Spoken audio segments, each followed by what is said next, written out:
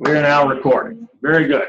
Yes, sir. David, if you use this as an assignment or an online class, is there a way that it takes, you can get a list of the people that log on, or do you just have to go through in mine? Good question. Not really. You can see them. I'll show you. I'll show you in a minute how to see the participant list. But that goes away after the end of the meeting. But what I'm going to ask the remote attendees to do, since this is a good time to think about that, is to make a post in the chat window just listing your name and your email address, if you will, and anything else you like, but at least that, so that we'll have a list of the folks who attended remotely. And that's the way we usually handle that. It's a good question. So again, if you wouldn't mind clicking on the chat tool, putting in your name and your email address, we'll know you attended, and we'll send you some information later on. Very good. So I'll start off by showing you one of the better tricks of Zoom, which is screen sharing. Oops. I'm also going to show you here how I can mute everyone. So if we get background noise coming in or something like that, we can take care of that pretty quickly. Only the moderator can do that. So you went to participants and then you hit what? I went to manage. Well, I have something you don't have. I went to manage participants, which only the moderator has right here. Okay. And it gave me an option to mute everyone. That's something I can't share with people at home because it doesn't show up on a screen share. And no one will have that except the moderator. Dave, yes. So let's say you want to set up a Zoom session, and I'm assuming that you set this up through the web portal for Zoom, and it's an open meeting, meaning anybody can join. Can you send an invitation to select participants if you want a small closed meeting? Of course. Okay. Of course. Thank you. It's just a matter of who you notify. All right. One of the neatest things about Zoom, I'm going to have to show you right away, is its screen sharing. Anything that I have on my computer screen here, the video, or rather anything I have underneath this on the computer screen, can be shared with you at home. If you mouse over the screen, you will see the screen share button in the center of the menu. It's a big green icon. It's hard to miss. And if I click on that, and if you wouldn't mind letting me share, that would be good. That's Yeah. Don't make me, there we go, don't make me discipline anybody here. Thank you.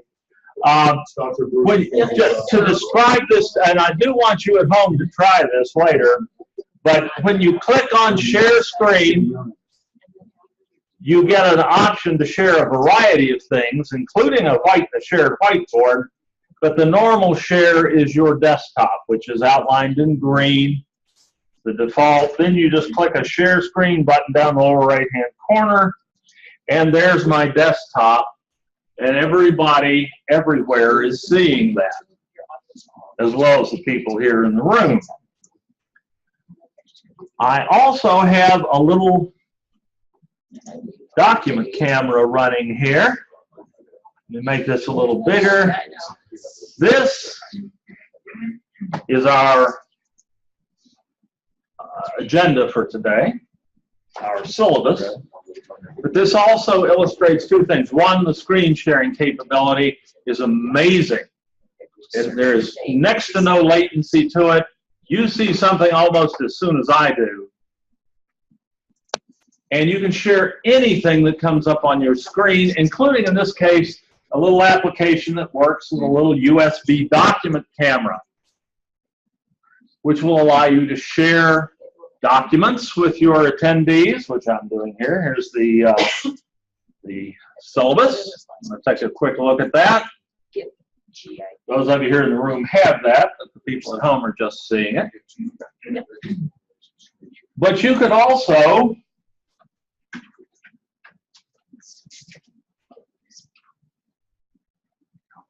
use it like a whiteboard.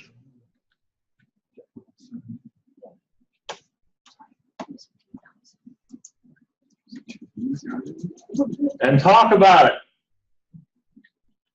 So there's your classroom whiteboard if you need it. This little camera is an IPEVO, I-P-E-V-O. Point. Who needs a whiteboard? Point to view. Get it on Amazon any day for 60 to 70 bucks. And it's a great adjunct to Zoom, as well as using it in the classroom. Beats the living daylights out of these things. And it's a lot cheaper. All right.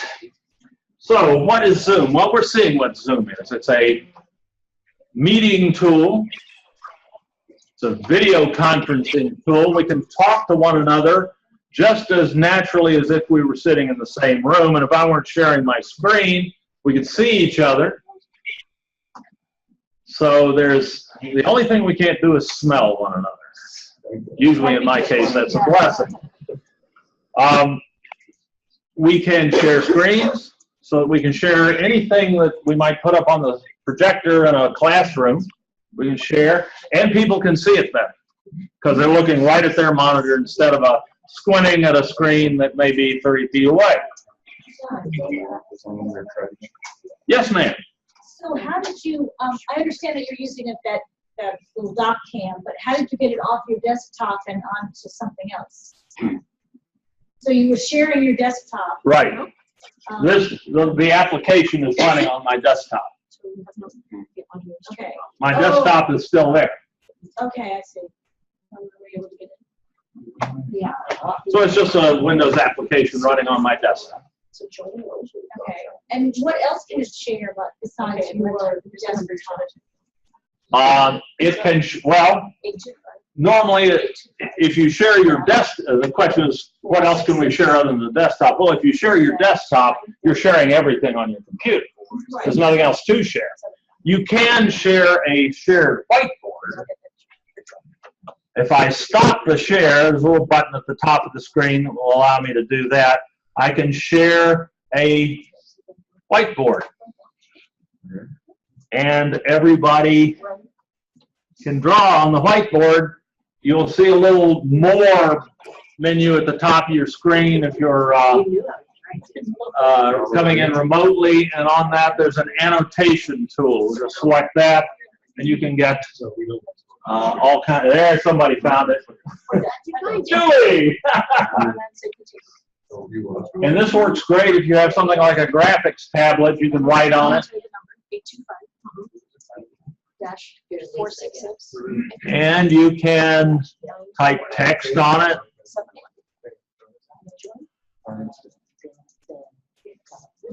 No, come on, text. There we go. So just click on there somewhere, click on the screen, and then hold down the mouse. So it's a pretty standard shared whiteboard. Really does help to have something like a graphics tablet if you want to write on it. And then just exactly. But you can also just do your writing. Yes. In addition to sharing your desktop and the whiteboard, can you choose to share only specific applications that are running on your machine? You can choose to share only specific applications, though that tends to be more problematic, and it takes a lot more situational awareness on your part. And speaking from experience, the less you have to worry about the technology when you're trying to deal with a bunch of people, the better off you are. So my recommendation is usually just to share the desktop. But that's a good question. You do have that option. Dave, we have gray screens. Did you lock us out? You locking us out? These are just, they are Nope. just blank Nope. screens. How about those of you at home? Are you still seeing me okay? Just in the corner. I can't even hear you. We're not seeing you right now. Yeah, so please move this window away from the share. Dave, I think you're still sharing your screen. Yeah, Supposed to be, yeah. Are you There's a seeing? black screen. We're seeing the mouse move, but we have blank screens here. yes. On there. Black screen. Mike, Let me stop the share now. There you go. Okay, I'm not sure what that was. So you just changed your, All right, there, we have the screen back now? Yes. Good. Not sure what that was. I must have hit some new feature. When you go to share screen, does it automatically go to full screen? That's a choice that you make on your end. Okay. you can also see here. The question was, Here. if I share my screen, does it automatically show full screen on your end? That's up to you. All right, let's see. So we know what Zoom is. How can I start Zooming for free? Well, Rochelle already alluded to this, but let me just make sure we got that, everybody got that. You can get a free Zoom account at zoom.us. That's the URL, one of the new top-level domains. The only limitation to this free Zoom account is that your meetings can only be 40 minutes in length, but you can start a new meeting immediately after the old one lets off. It's a little inconvenient, but you can live with it. CCC, California Community College faculty and staff can get a free account. And let me bring up a free Zoom Pro account at Confer Now or Confer Zoom, either one will work. ConferZoom.org. You can sign up and have a free Zoom Pro account in a few minutes. And that's what I recommend you do. Yes, ma'am. But we're limited to 50 students at a time. That Pro account is limited to 50 attendees, including you, at one time. Okay. You can buy more capacious accounts. The one we're using right now has a limit of 100. And you can buy accounts that will go as high as 200 simultaneous attendees. That would be 8 full screens of webcams.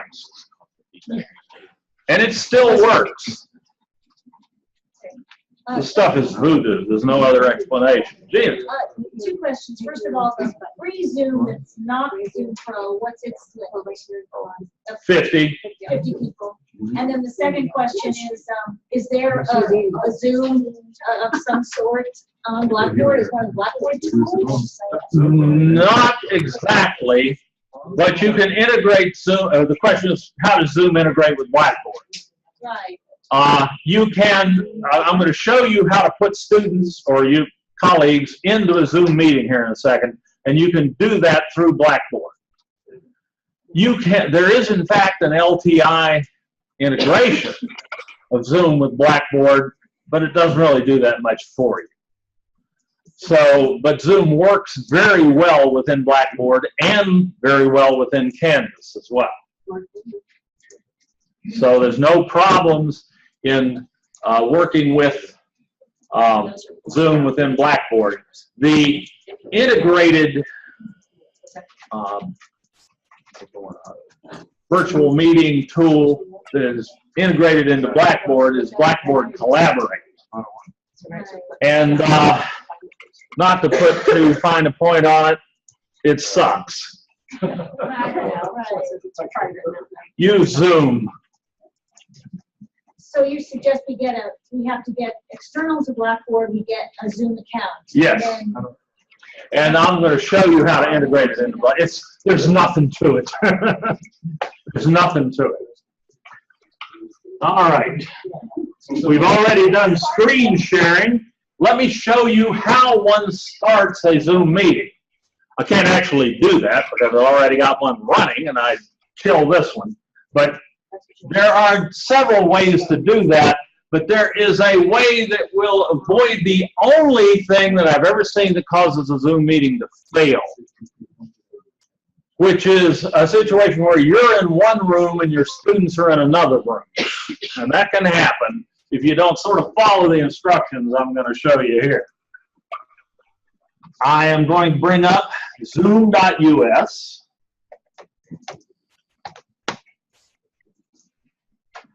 And I am going to sign in. Actually, I'm already signed in. Let's see what happens when I sign in again. Your username is an email address that you use when you sign up. Not quite sure what's going to happen here. Okay, that worked. Well, you're still seeing me and hearing me, right? The world didn't fail. All right. You have a series of tabs here on the left-hand side when you log in. And My Meetings is the third tab. You click on that, and you can schedule a meeting, though there's really no need, as I'm going to explain, to really schedule meetings in advance through this interface. You can look at previous meetings, or you can go to your personal meeting room. And this is the key to not ending up with you in one room and your students in another. You have, associated with your account, you have this personal meeting room. That's why I'm using my personal meeting room right now. That's why I was able to put that URL into the email that I sent out that all of you remotely are using right now. You just clicked on that URL, I assume, and in you went. That's all you have to do.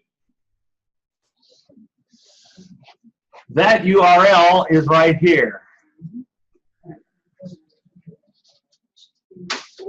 So you can always get that. Let me see if I can get me out of the way here. There. Get out of the way. If you go to the Personal Meeting Room tab and click Start Meeting, which I can't do because I'm already in a meeting. I'm skating on thin ice as it is. Click Start Meeting under your Personal Meeting Room. You will be using your Personal Meeting Room.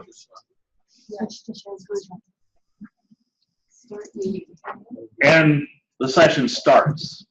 It will ask you, as those of you who are coming in remotely saw, it will ask you how you want to handle audio.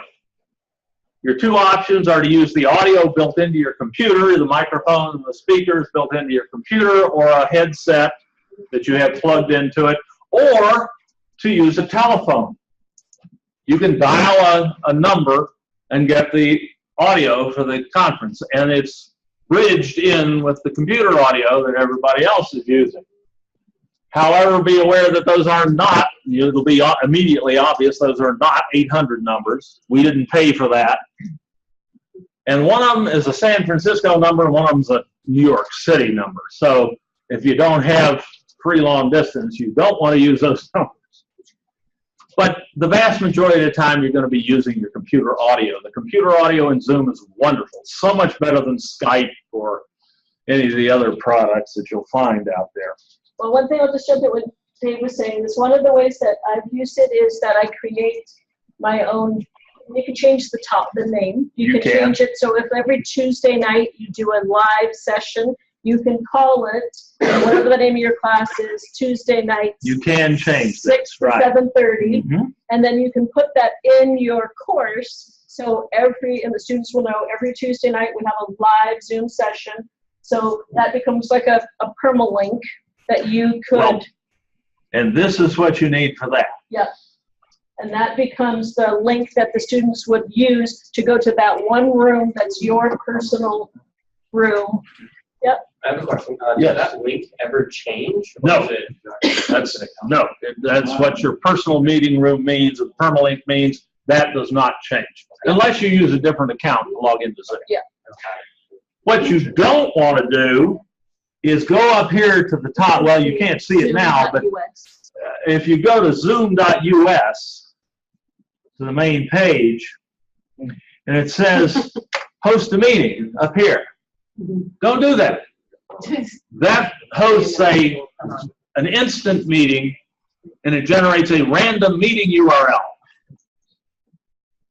And if you've given your students your personal meeting URL by putting it in a web link in Blackboard or emailing it to you, as I did, then they're in your personal meeting room and you're somewhere else. And that has happened. So it's quite critical that you know what room you're in and that your students, your colleagues are in the same room that you're meeting with. Otherwise, it ain't gonna work. And that's the only way I've ever seen Zoom fail. But it can happen. Can we go back to that other screen Absolutely. for setting up the meeting? Just to be sure, the spring semester, I have 2 online classes, and I have different office hours for the 2 classes, because obviously we have about 50 people in each class. Right? So, so can I set up one URL for the one class? You get one personal meeting room. Just one personal meeting room, okay. So, but like I said, if you were to tell the students Tuesday nights at this time, if you had a different group that was logging in, you may have some crossover between the students. Sure. In the same place. Yeah. Okay. Yeah. I see how I'll probably. What I do is I have a group in or what do you call it? A folder in my Blackboard sites that says office hours, virtual office, and then when they go there, I'll have the link and I'll make it available earlier in the day of the appropriate day, and then once it's that is passed, then it's done. But then it'll be back again next week. Yeah. So you could create a purple link, and I mean, students could log in, you just wouldn't be there, right? Because if you tell them you're only going to be there at this time, sure, they can click in there and just get a blank. So Okay. the students don't need a Zoom Good account. question. The question is, do students or attendees of any type need a Zoom account? And the answer is no. Only you, as the originator of the meeting, need an account. They don't have to buy anything. They don't have to sign up for anything. All they have to do is click on that URL that you send them, and bang, they're in the meeting. There is an alternative way to give them access to the meeting. That is using your personal meeting ID, which is here somewhere. It's in that, there it is, Yeah, right there. your meeting ID. If you look carefully at the URL, the meeting ID is the last part of the URL. It is a, it's 6, 7, 8, 9, 10-digit number that you can send to your students. They can then go to, one way to do it is go to Zoom and join a meeting and enter that meeting ID. Bada, bada, bada, bing, hit join, and they're in. Clicking on the URL is a little easier, but this ain't too difficult either. We almost never have students who can't get in. With Collaborate, on the other hand, you can count on having 2 or 3 in any group that can't get in. With Zoom, that almost never happens. Question? Each meeting will have its unique, that phone number, that 10-digit number? That number is your personal meeting ID. It does not change. Okay. Yeah. So if we go back to that one screen, I was just going to show them that you do have some options when you want to set up your meeting. Let's see. Back out of that. Count. There we go. Yeah. So here, if you scroll. Do the personal meeting room. So if you wanted, let's say for the video, if you wanted to be the only person that could turn their video on and you didn't want students to have their videos or their pictures up, you can change this to have it be only the host is on. So the students can log in and they can all hear, they can talk, or you can change that too if you wanted. So if you wanted just to give a presentation, but you didn't want the screen changing, sometimes that's distracting, right? If you're different people's faces or people don't realize that their camera is on. Oh, yeah, sorry. So you can change here where it says the host on, participant on for video. You can change it if you only want to have your video be the one that shows up and just do a lecture to the students just with the blackboard or the whiteboard. Yeah. Can you do that during a meeting as well, or do you have to set up? I think you can turn people's videos off. Yes. Under managed participants, you can turn their video off at any time. And you can also change to have it set up within your meeting. So let's say you want to start your meeting, but you want your camera off. You can just unclick that to turn it off so that it doesn't start with the camera. And that's something that I've noticed, just a kind of a funny story. When I've done presentations or trainings, sometimes students forget that their camera's on. And I had a student one session, and he took off his shirt, which I was like, okay. And then he was drinking a beer. You know, he was very relaxed. And I was like, okay, you guys remember your cameras are on unless you turn them off. And then quickly his would dark. You know, but they just don't realize sometimes, because if they have the screen up where they're not showing, you know, so we want to keep it clean, depending on what class you're teaching. But for me, I said, you know, unless there's some reason that you want to have your face on, just turn your camera off. Yeah, we had a faculty member attend one of these sessions in his underwear one time, and he didn't realize he had his camera on. Yeah. Fortunately, he had a bad camera. Yeah, so just something to be aware of, because if you have it set up on your session where the camera automatically comes on, sometimes you don't think about the fact that you're broadcasting it to everybody who happens to be in there. And is there something at the beginning, I'm sorry I was a little late, that asks you if you want to put your camera on or off, the participants? You can select it to be off or on once you log in. Like I said, a lot of you here, right there. Yeah, stop video, but since there's no cameras on these computers, your video's not going to show up. Okay, so but they do have a camera though, it defaults Yep. on. It defaults to on, Yep, unless you specify otherwise. that you don't want anybody using cameras. Okay. Oh, I'm sorry. Yeah. I just signed up, and it told me it would be verifying my existence, I guess, before I got, you know, before it came live. So do we have to use school email? No, So how do they know you're, do They actually don't. do anything? it's not doing anything. Okay. Anyone can join who has the personal meeting ID. No, she No, means no, for a I'm saying Zoom when you account. join for the When you free actually- trial, Oh, no, Yes. no, right. It's your email address. they want to make sure they're going to check your email address that it belongs to a school. Correct. Yep. Okay. And then they'll send you an email, which then you can download. So you There can- is a vetting process Yes. there. I'm Okay, sorry. So don't put your Gmail account. Correct. Put in your district School, email yeah. address. Or some California community college's EDU email address.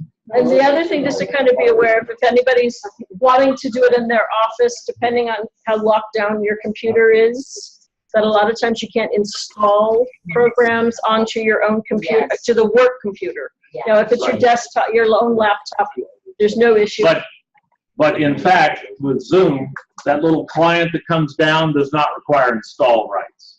So you can do this on your office computer if you have a webcam. Actually, you can, as a number of our folks today are attending without webcams, I think, you don't have to have a webcam to attend. Right. It's really good to have one if you're presenting, but even that's not required. But you don't, to just join a session, you can do it from any computer. You don't have to have install rights on the computer. So, yeah. So I have a camera, but I don't know how it's hooked up. Is it easy? I just plug it in somewhere? It's probably, question is, so what if I have a camera, but I don't have it plugged in? Yeah, most webcams are USB devices. You just plug the USB connector into your computer, into a USB port, and Zoom should find it. Okay. You shouldn't have to go through any installation process or anything like that. Try it and see if it comes up Yeah, and as if- admin. Somebody took it off and then brought it back all rolled up, so I'm like, I don't even So it know. may still be there. It won't even stay on my thing. Just plug it in, Okay, and with Zoom, try it. okay, Start up a meeting just with you, and you should see yourself. okay. And if it doesn't work, give me a call. Okay. Thanks. You bet. What's your extension? I am at 7332, District Extension 7332. Thanks, Dave. You bet. Okay, so that was just a side note on that. Good. Thank you. We've talked about using this on computers, but it actually works even better on phones and tablets. If I can get into my phone. Yes, it's me. Okay, there's a free Zoom app for Android and iOS. There's the little icon right there, a little stylized camera, just like the one on your handout. If I want to join this meeting from my phone, I just tap on the Zoom app. I hit join a meeting. This is something else you use a little camera for, a little document camera for too. You can, if you want to show your students something on your phone, you can do that. And it just asked me for the meeting ID, which I happen to remember is 825-466-9471, and join.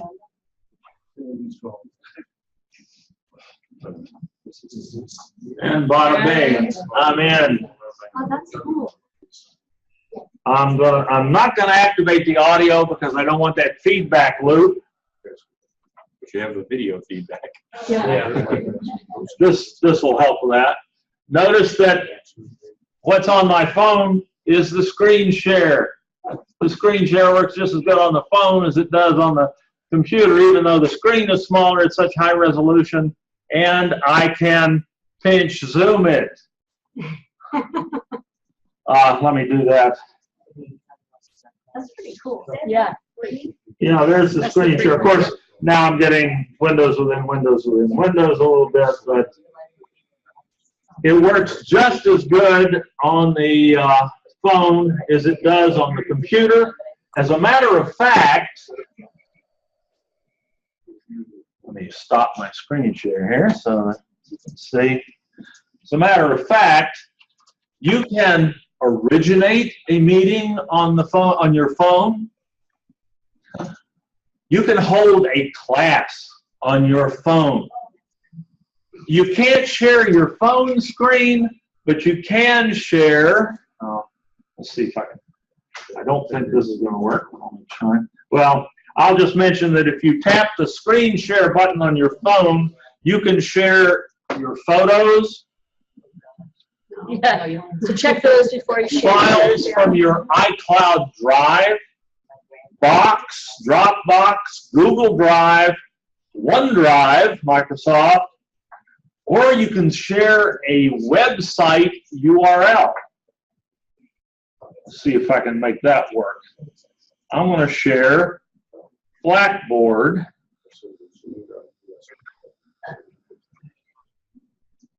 Oh, there it is.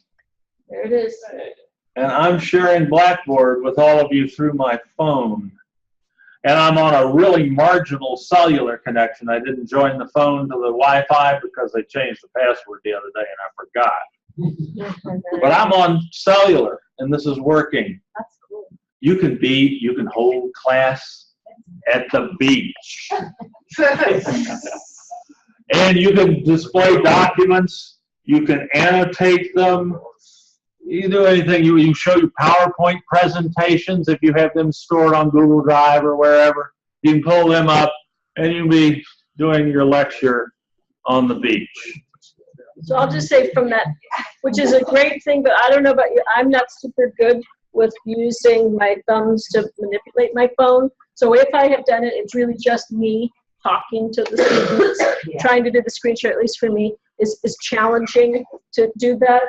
But for students, we have a lot of students that will join from their phone. So that they don't have to be on a computer someplace. They can just join the session just right from their phone.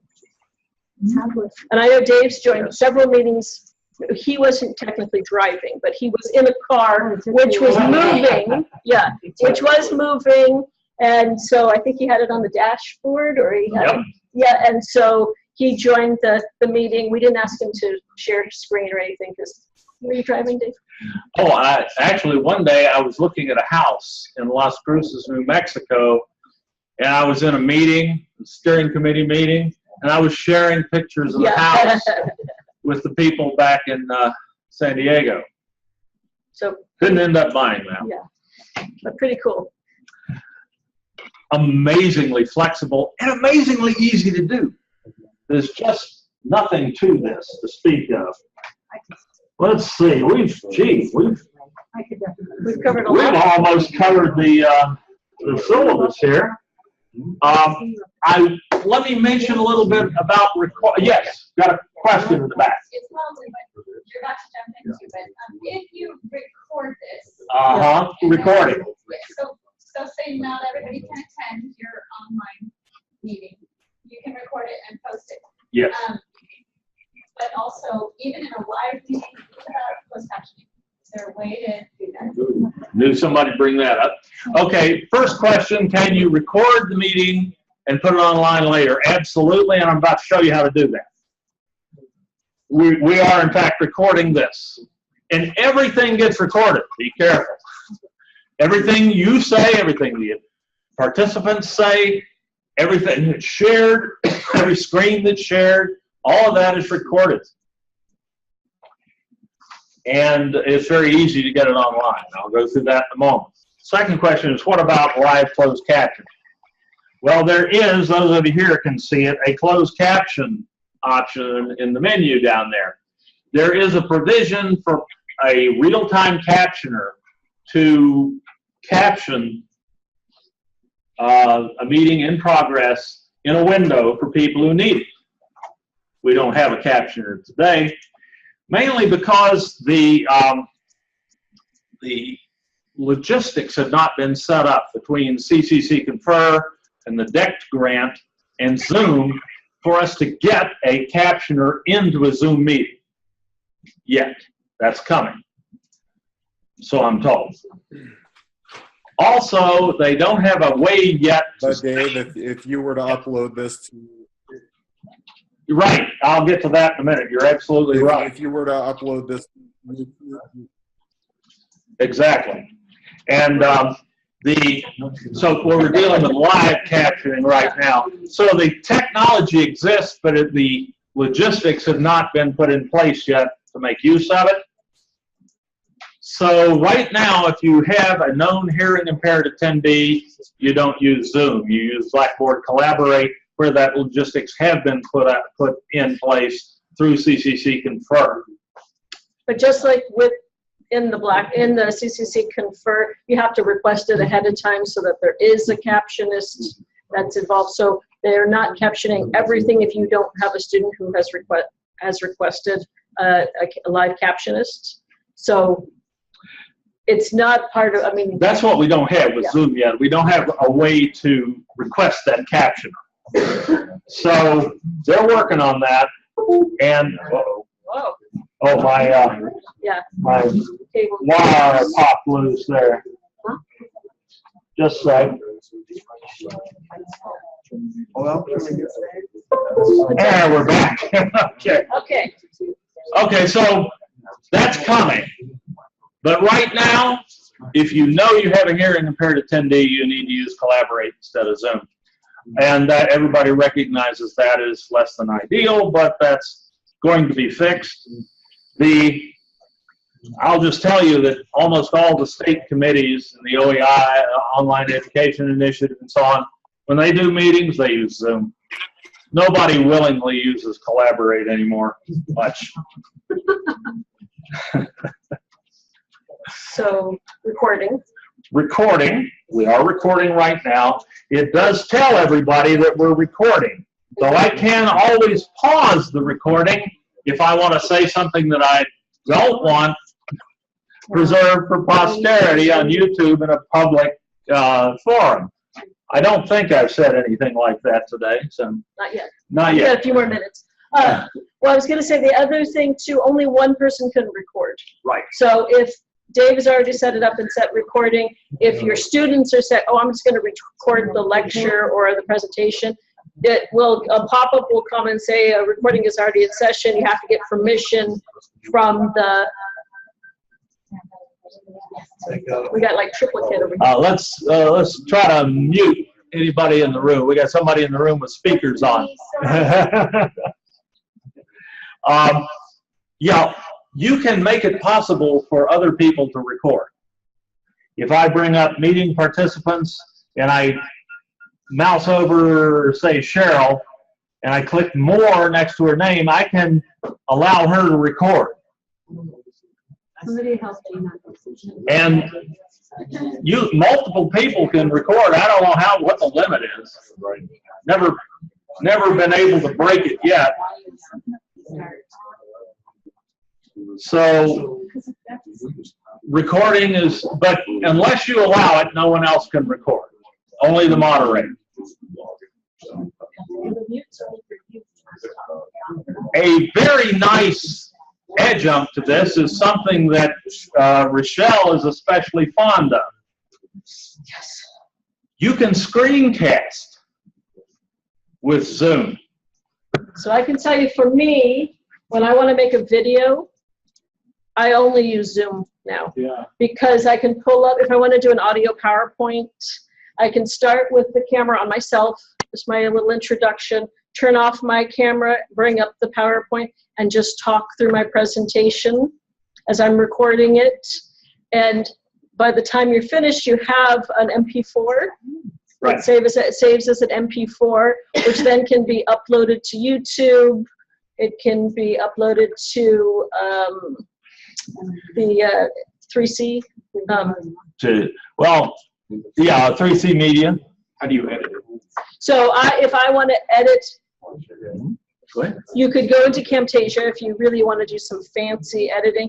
But for me, really, the students are okay with me making mistakes, slowing down, pausing, just like I would do in the classroom. I mean, they kind of get the real me. They don't look too polished, but the students are okay with that. But I will do my captionings in YouTube. Yeah, and somebody was about to mention that before. I'm going to show you where to find this video file, and you can just upload it to YouTube. And as long as the audio is not too execrable, it will be captioned within an hour or two. It won't be perfect, but it'll be fairly decent. YouTube has gotten so much better in the last year. And even fixing the captions in YouTube is really easy to do. Right. And you can create an entry page for your video if you want to have a static picture of something that you want to include in your YouTube video. So all of your presentations, like for me, I'll do one that says week 1, and then the next one will be week 2, so that I can look back easily. And the other plus is that it saves your recording on your own device. So like with others, it saves it to a cloud somewhere. This saves right to your computer. So nobody else is going to have access to it unless you decide to share it. Right. Can you put it in the cloud? You can. Yeah, you would just upload it to MP4. Yeah, we don't pay for that with our accounts. But the possibility exists, the capability exists to record to the cloud, but I really don't recommend it because it is so easy. Let me share the screen again. Your recordings go to on Windows, go to your documents folder. They'll go to a Zoom folder on the Finder on a Mac. And it's just called, the folder is just called Zoom. Yeah. Come on. And there are all the Zoom recordings I have. Holy cow. They're time-stamped and date stamped, so you can tell which one. The one at the bottom is the latest one. I don't have this one yet because we're still recording. But here's one I did.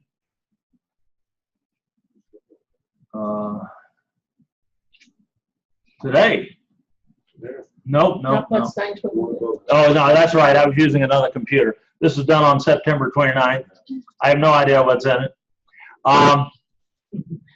And you get anywhere from 3 to 5 files. But the one you're really interested in is Zoom 0.mp4. That is the presentation recording. There may be Zoom 0, Zoom 1, Zoom 2. If you have stopped the recording and started it up again in the meeting, it'll give you multiple recording files. And I can tell you, I changed the names of these two, so afterwards, I put whatever I want to call it, the topic, or this was week 1 with the date, because I won't remember, Zoom 0 was what. And then the other thing, while Dave's putting that together, that the only way that you get to the point where you are actually saving your file is when you end the meeting for all. So you have to actually end the meeting. Recording is just Okay, this was our technology. Okay, so that still has not been. So All there is once to it. you end the meeting for all, then the screen will pop up and it will show you that it's going to save the file. Right. Yep. Can we embed this right into Blackboard, or do we have Yes. to just put the link? You can do either. So you can embed it, so students don't have, they just log into Blackboard if they want. Well, once you have this video file, what we really recommend you do is upload it to YouTube. Oh, but And you- not like our office hour meeting things, like this, like can I run this, what we're doing right now, right off the Blackboard? We recommend against it because you only have 500 megabytes of space in your Blackboard shell. We deliberately keep that lean. And Blackboard's in Virginia. It's not a great media server. Right. YouTube is wonderful. And you can make the video on YouTube unlisted so that no one else will ever see it other than the people to whom you wish To share to it. share it. Okay. Yep. Yes. So if you're talking about making videos of your PowerPoint, Yep. you go through the same steps Yep. and make a meeting. It's just you're the only person. So actually, yeah, you're just actually opening Zoom, and then you are going to the camera, doing the screen share, but it's just a meeting of one. It's just I'm the only person in there. Yeah, the question was about screencasting with Zoom. If you just want the recording and you're not running a meeting, you just start a meeting and you're the only one in it, and you hit the record button, and everything that you do is recorded. Then, it doesn't, so let's say you've done that, now you want to upload to YouTube, and you say stop recording, end the meeting for all. Yep. Right. Does it come up with an option to? No. YouTube? You just have, It'll do just like what Dave was saying. It'll save your files into the Zoom folder, and then from there, right? So you would log into your YouTube account, and then you would just say to go to your videos and then upload. And then it's at that point then that you can, it's right here, it would be public, so you would change that. select files to upload. Yep. Yeah, and you can set it. Well, let's ask Dave when he takes questions. I'm not sure how much retroactive. I'm not sure how much retroactive reporting Jim gets. I'm not sure. In the chat room, there have been a bunch of questions. How much retroactive? Somebody's typing furiously. Oh. Somebody was wondering about students walking out, quotes, of class after assignment and missing 55 out of 60 minutes, for instance. Oh. Hey, Dave, we do have some questions from the chat. Would you have? Please. And we're at 2 o'clock. I don't want to hold anybody. If you have another meeting, you need to go. I understand. But we will continue to answer questions as long as you have it. Okay, thanks, Trenton. Go ahead. Well, the first question is from Cynthia, and she wondered if you can select multiple monitors to share your screen. So if you have more than one monitor, can you choose each monitor? You can share one screen at a time, but you can drag windows from between monitors and bring them in and share them from other monitors. It's wonderful to have dual or triple monitors when you're originating a Zoom presentation, because you can part windows out of sight on the other monitors and bring them in when you're ready. Okay. One other thing that just popped in my head is a reminder: if you are originating your meeting on your phone, you can't record. That's correct. You cannot record the meeting if you originate on the phone. So they can record you. Yes. They can could, record if you, allow it. but you can't do a record. So the only way you can record is on an actual. Yeah, they can't record device. unless you specifically give them the permission to do Yeah. so. So they try to. And they you have could to say- ask. And you could say no. Yeah. question first? Also, Dave, Jonathan was wondering a few things. He asked if the Zoom at the Confer site uses SDCCD credentials. It doesn't, right? For the student to log in? To log in on that site? The students don't have to log in at all. Or the attendees don't have to log in at all. No, he means if he's going through Confer to manage things. Right, if you're going through Confer Now or conferzoom.org, you do, when you sign up, you have to give them your district email address, your CCC EDU email address. And then he was also wondering about reporting after a meeting and knowing which students attended and when they left the meeting. There's no way to know when they left, especially if they have their webcam turned off. You can require them to keep the webcam on. If that goes off, then they're counted as being gone. And you can go back and review the recording and tell if that happened. But there is no attendance function in Zoom. Well, then that's the whole. Well, yeah, and you could if you wanted to say, put that in part of your instructions that, I will randomly ask questions of the participants, and if you're not responding, I'm going to assume you're not there. Right. And you can do what we've asked people to do today, which is to put something in the chat that indicates they were there, so that you don't have to go back and peruse the recording in gallery mode and try to figure out who's who. But there is really no attendance Yeah, you function. can give a quiz but really, if the student misses the whole lecture, then they miss the whole lecture. I just have a business question. Yeah. I think we can probably get that cap lifted. Thank you. I was going to say, do what they do for E-class, which is have the chat session at the very end. That's a good point. Yeah. Do this at the end of the class. I just wanted to get your, so you're saying that you use this to video, to do screen cap. And why do you think it's better than Screencast-O-Matic? Easier. It is. It's really easy. The screen sharing is really easy. The uploading to YouTube is really easy. Because doesn't Screencast-O-Matic automatically upload to YouTube? That was not what. Well, you have choices. Yeah, you have choices to be able to You have do that. choices. Yeah. Yeah. But I find this much easier with the screen sharing feature because everything's just within one program, and then I can just choose where I want to upload it. Screencast-O-Matic would work the same way, but then you're now using a different program, and I think I'd like less stuff on my computer. But you're only using one. Zoom. No, Yes. Screencast-O-Matic, then you only have to use Screencast-O-Matic, right? Because it's going to record your. Right, but if I'm using Zoom to do presentations and I'm doing Zoom, then I could just have one thing. And then the interface is the same. And then is there a time, what's the time limit on Zoom again? I don't think there is one. 50 minutes. There is no time. No, We no. have 50 recorded participants. sessions as long as 3 hours with no problems. If you have The pro account, yeah. Right, if you have a pro account. If you have just the free account, it's 40 minutes per recording session. If you don't get it free, if you don't get the Zoom Pro account free through Confer Now, it's $15 a month. Okay. About the same as HBO.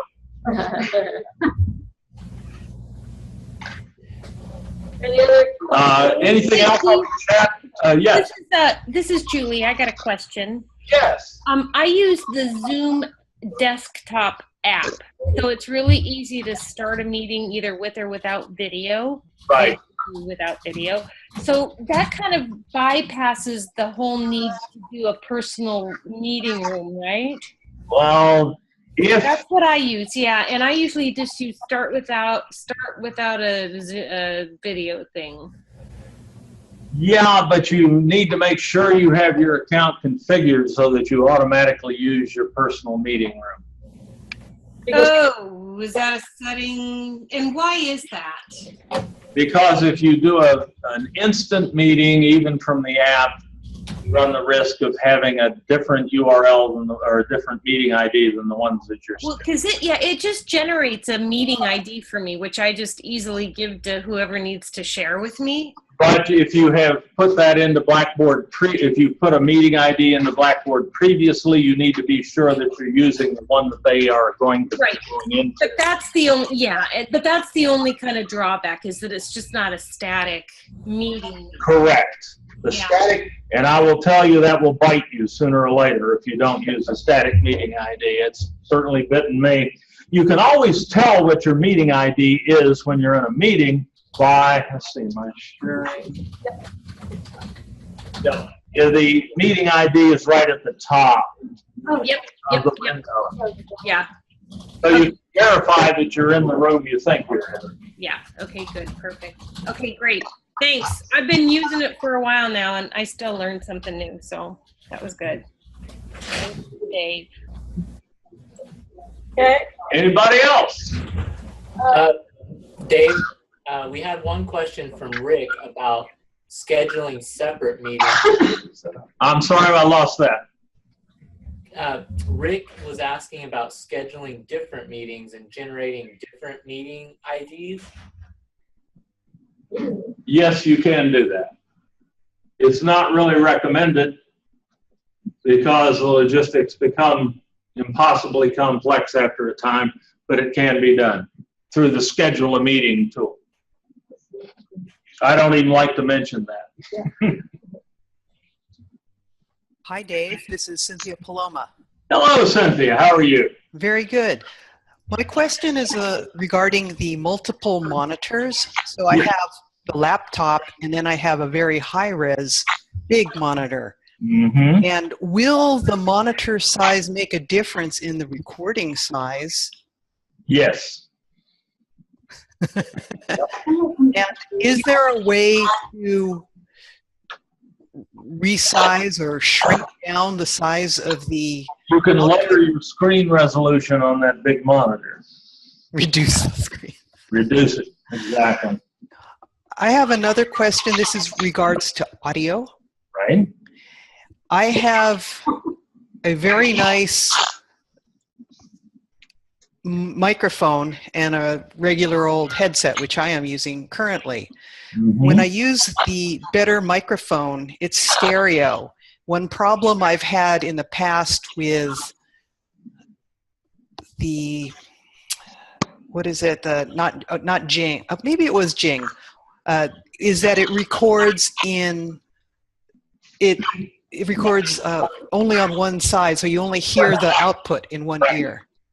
Yeah, I've never noticed Zoom doing that. I guess I'll find out. My answer to you would be to try it. And listen to it on a pair of headphones. Always do that. Okay, appreciate that. Okay. Yep, Gina? Speaking about, if you're doing the screencasting, do you suggest headphones and a microphone? So yes. So what I usually do is that I will just use, I have this camera in my office, and I will use this camera that's built in just to say hello, hi, who I am.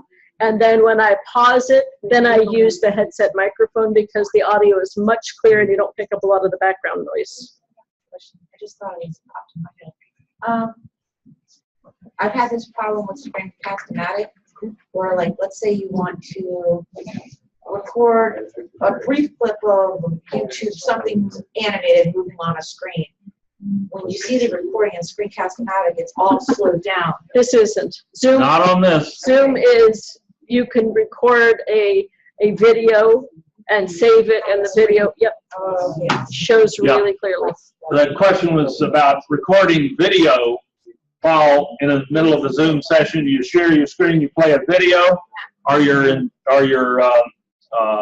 attendees going to be able to see it and hear it well? And the answer is yes, and they will in the recording too. It's phenomenal. I have tried to break Zoom by having multiple recordings going at the same time and multiple videos playing and all of this going downstream and so on, and I have yet to log it down. Yep. It's phenomenal in that regard. The performance is amazing. Clearly, someone has sold their soul to the devil to make this work. Do you have another question? Is this what you're using when you're making the online videos that we look for help? Good question. Am I using this when we do the screencasts that we put on our Open On Demand site and so on?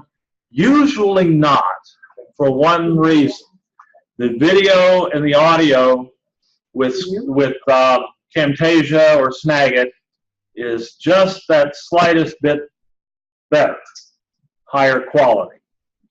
So if it's something that we're going to keep for a long period of time and share with the world, we go for the maximum quality of video and audio that we can get, and that means a dedicated screencasting app like Camtasia or Snagit or Screencast-O-Matic does about as well. So we have that? No. Okay. You have Screencast-O-Matic. We don't want that. Well, Oh, that's there's good. nothing wrong with it. I want the best one. Well, so let me just tell you, so Camtasia or Snagit? Camtasia is really good, but Camtasia is harder to learn to use. I mean, it Yes. has a lot more moving parts. It's a terrific program, but this has a couple of steps. Yeah, And really, this one's easy. for my students, you know, they are perfectly fine with a Zoom MP4. You know, and the chances are I'll be much quicker if I just say I'm going to do a short video or a screencast like Dave was doing here with the screen share. So if I have students who say, I don't understand, where am I supposed to find that information? Really quick to just say, share screen, talk, click on the screen and say, here in this area is where you're going to find that whatever. We'll walk through the steps of how to sign up or whatever it is, much quicker, much easier. I mean, Camtasia is a great program, but I don't think you have to pay for that. You do. It's $169 for an educational license. And you need to, I would say, do a training on how to use it. So Snagit as well. Snagit is cheap. $30 Yeah, for an it's educational cheap. license. And the recorder is just as good as the one in Camtasia. With Camtasia, you're paying for the editor. Oh, yeah. And somebody asked about editing. You can certainly take these MP4 files the recording files that you generate from Zoom and drop them into Camtasia and edit out parts you don't want. Condense it, make it shorter and cleaner, add effects and things like that. But generally, it's really not necessary. Okay. If I were going to buy an app other than Zoom, I'd probably get Snagit. I do all my recording in Snagit. If I need to edit, I throw that into Camtasia. But I rarely record in Camtasia because the Snagit recorder is just as good, and it's just slightly better than the recorder in Zoom. Well, add on a little, I don't care about the tiers of a little bit better, but Screencast-O-Matic, it's only $15.95 a year. Yeah. And it's got Right. the editor built in. Yep. And you just can cut things out right there. And then you don't have to transfer files. Screencast-O-Matic for the editing, I think you have to pay for. Yeah. You can just have Yeah. Though the editor in Screencast-O-Matic doesn't compare in any way to the one in Camtasia, but it will work. You can edit in YouTube for that matter. Yeah, right. Isn't there, I thought there was a free Screencast-O-Matic. Yes. It doesn't have any editing, right? Limited to 15, I don't think you get the editor, and you're limited to 15 minutes of recording Okay. for And then free. there's Jing. Jing is completely free, but Jing is very limited these days. Yep. You're limited to 5 minutes, Correct. and you can only put it on screencast.com.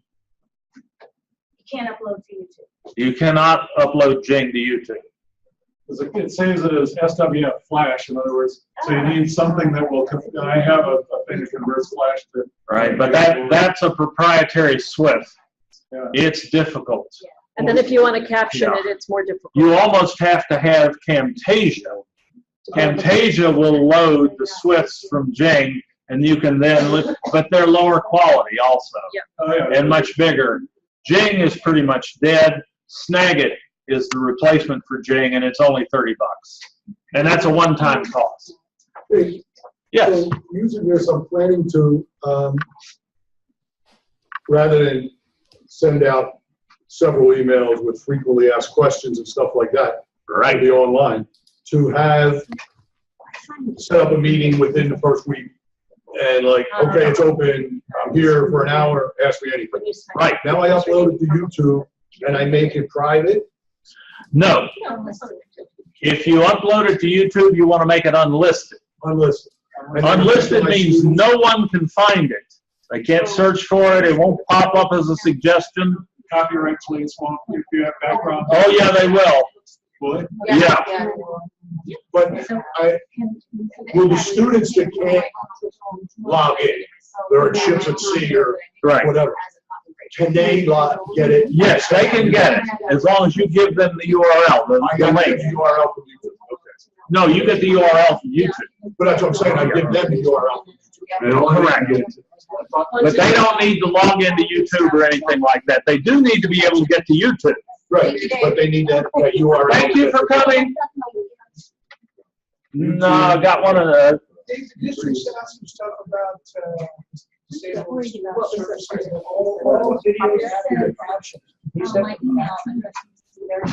Oh, yeah. Yeah, so you'll. that's a good question. Would these videos have to be captioned? Yes, is the short answer. And they will be captioned if you upload them to YouTube, but imperfectly. Yeah. So then you get into a gray area. Our general advice is that if you are using this only with your class, and you make it available only through Blackboard, we have dispensation from the State Chancellor's Office to use the video with the YouTube captions unedited for a semester, as long as it's not on a public website. If the public can see it, yeah, it's got to be captioned, no question. But if it's on Blackboard only and only your class can see it and you don't have a hearing impaired student, you can use it for a semester, and then presumably you'll just replace it with another meeting and move on. But if you have a hearing impaired student, yes, it has to be captioned right then and there. We can send it to the DECT grant for captioning. There's a little turnaround on that. But then you get it. That doesn't come up very often, but it does sometimes. So let's say you're not posting it to YouTube, it's just like a live chat. And I'm not gonna use it next semester because I'll redo it. Right. And I don't have any hearing impaired students. You do not have to have a captioner in there, no. That's when it's okay for you to use Zoom, because right now, unless you want to pay for it yourself, you can't get a real-time captioner in there, and you would not believe what those people make. So you don't want to pay for that. So if you have a hearing impaired student in your class or in your meeting, you need to use Collaborate, Blackboard Collaborate, where you can get a free captioner from CCC Confirm. But that will change. That comes up relatively seldom, and it will change, but right now it is a limitation with Zoom. And I said, so if you're going to do your videos too in Zoom, so I always do a transcript first. First of all, it makes it way easier for me if I'm going to be creating my video, because then I'm just reading out my my transcript. And then when I go to Zoom, you can upload the text file. And then if there's any errors, you're just doing a really minor fix. So then it's already done. You can upload that to YouTube, yeah. But that's assuming you're doing a screencast and not a live meeting. Right, There's no way to script a I'm live saying meeting. if I'm doing for a video where I'm going to save to show at a later date. Right. But that is an issue we have to be sensitive to. But I will tell you that everybody in the state who can get away with it in the CCCs is using Zoom for their meetings and their classes where they can get away with it, rather than Blackboard Collaborate.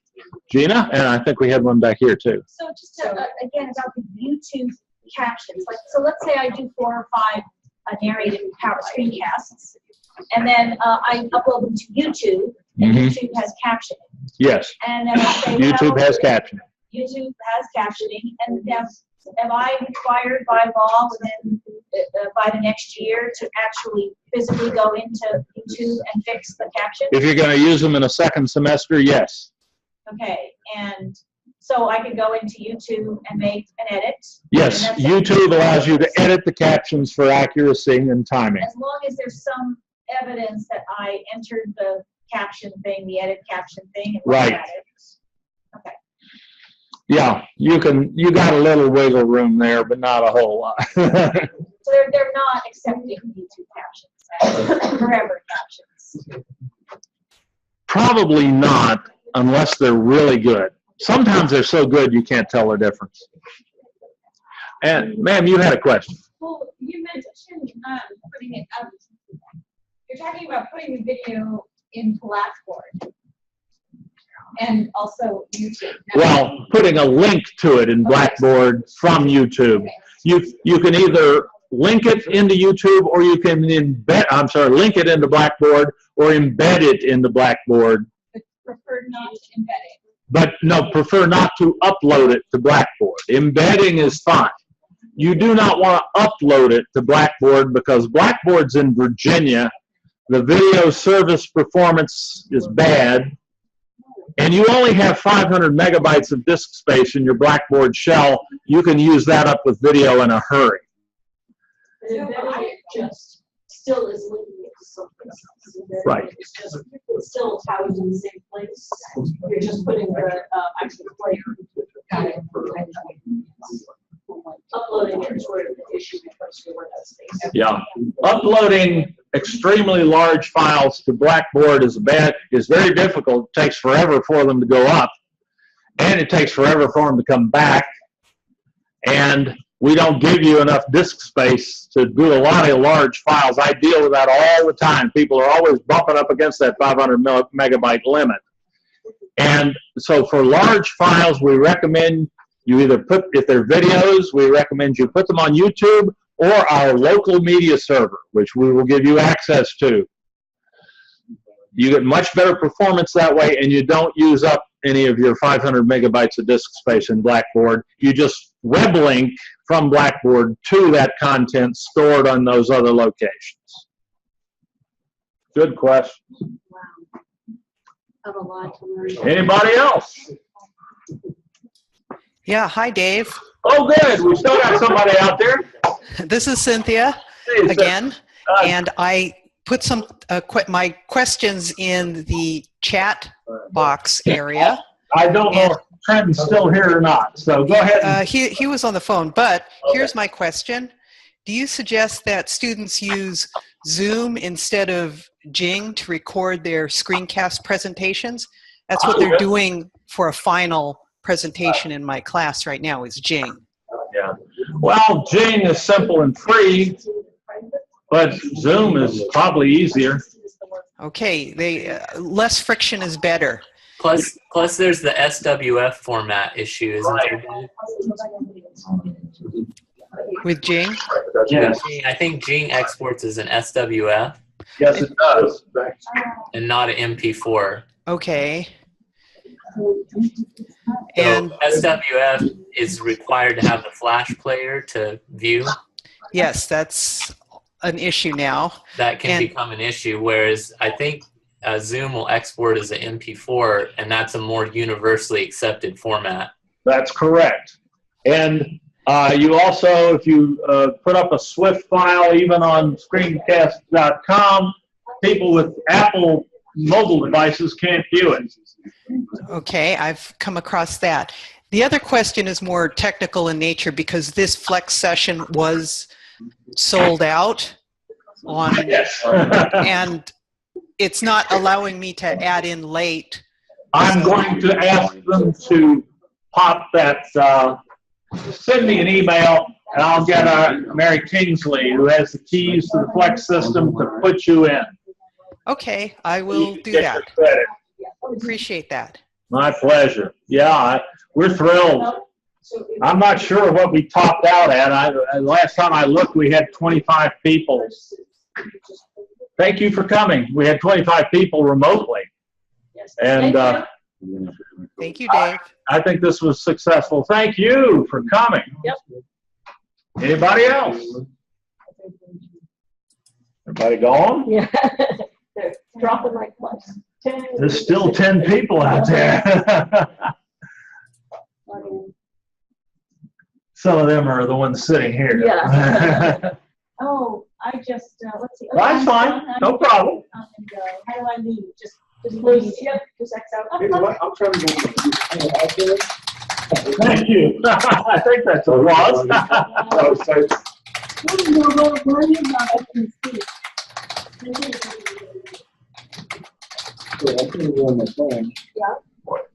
It's the same. Thank you. It's the same. And get in touch when you have questions. So you haven't gotten did you get an email from them? Because once you sign up, don't they send you? They send you an You email have to wait to get the email that says. because they're vetting you to make sure that you are. Even if he already has an account on a computer, he can't get it off of his phone. Like I was just online, I already Oh, know you that. mean you Yeah. logged into your account on the. But it Yeah, doesn't- he can't get on. Just set up the. I said it once, it's all set up, and now I went on my phone. Yeah, you should be able to log in with the Zoom. Did you go with the Zoom app? You have to download the app. You have to have the app. Yeah. It won't work on the phone browser. You got to have the app. So I was able to do it. I joined during the Okay. meetings, doing multitasking, right? So I joined and it sent me an email and it said, click here to activate. Yes. And then after I did that, and then they said, well, we're gonna vet you, of course. And then I got out and then I went back in with my new login, name and password, and it put me right in. Okay, I'm going to go ahead and close off the recording. Thank you. Thanks, Dave.